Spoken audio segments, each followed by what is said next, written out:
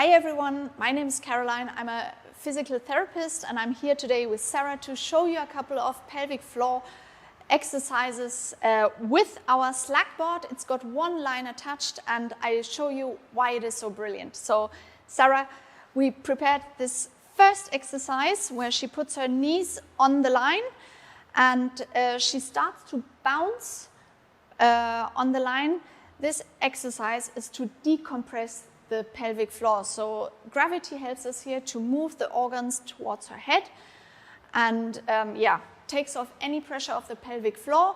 Like this, just relax the pelvic floor before it has to work out. So this exercise you can do for 3 minutes and then we continue to a supine position, which is lying on the slack line.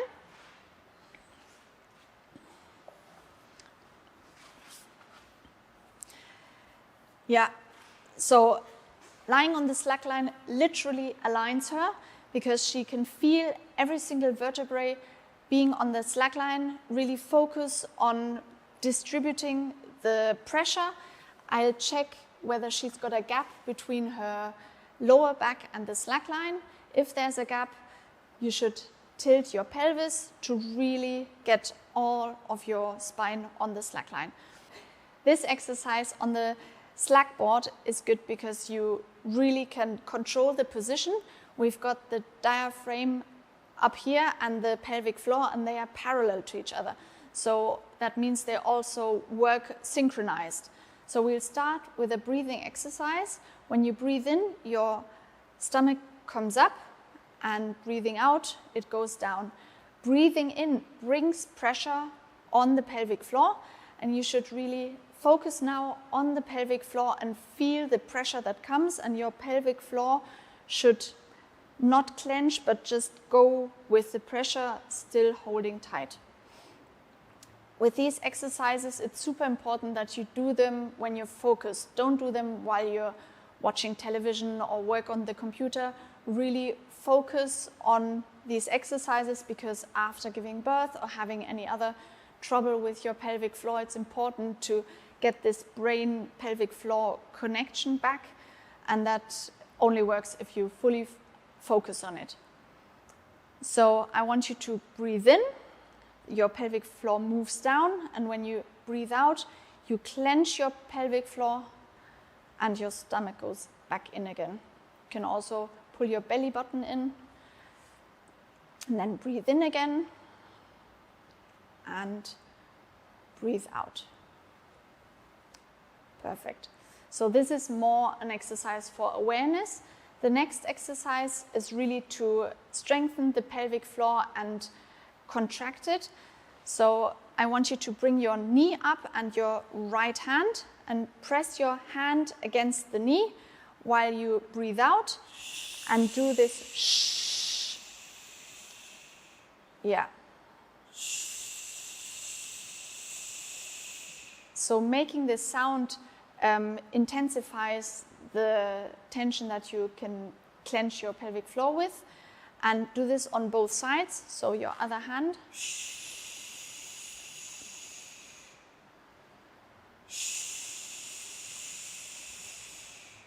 The longer you can do shh, the better it is, because you really keep the clenching tension, and the longer you can do it, the better your pelvic floor will hold.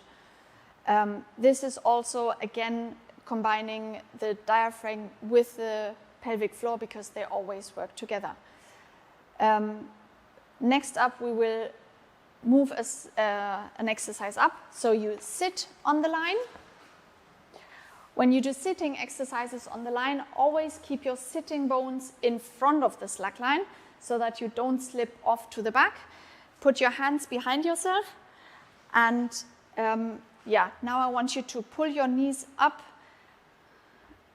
and down. That's it. So this position puts already a little bit of pressure on your pelvic floor because the organs are pulled down by gravity, and this is already an advanced exercise. You can combine this exercise by also adding the sh sound. Always when you pull up, That's it. Very good.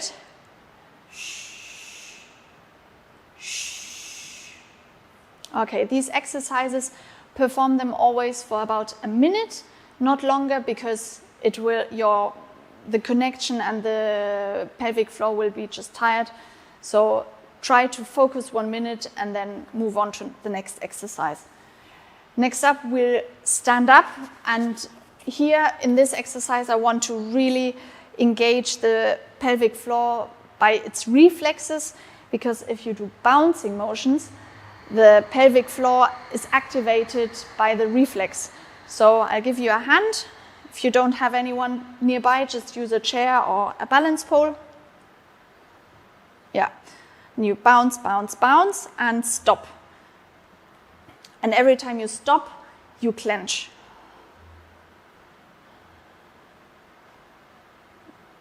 Okay, try the other foot, just for comparison, because the pelvis is not, the pelvic floor has 2 sides, so it might be that one side is stronger than the other one. Do you feel a difference? I do. Yeah.